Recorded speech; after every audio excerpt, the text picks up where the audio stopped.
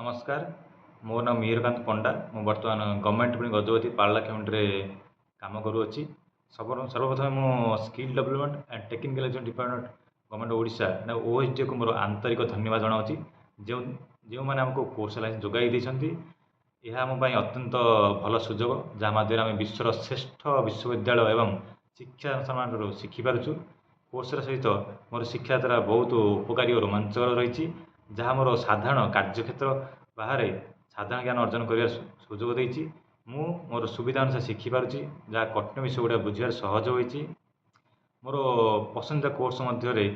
AI रही जहाँ मध्य machine learning data analysis and problem solving भली गुरुत्वपूर्ण दक्षता अर्जन करी दक्षता मान मोर कार्यक्षेत्र एवं प्रयोग काम बहुत साहाय्य करिछि एवं मोर आत्मविश्वास भविष्य कार्य बढ़ाई कोर्स मोर व्यक्तिगत पेशागत विकास में गुरुत्वपूर्ण भूमिका निभाई यह मोर ज्ञान समस्या साधारण कुशलता और चाकरी में उन्नति करिछि शेष में मोर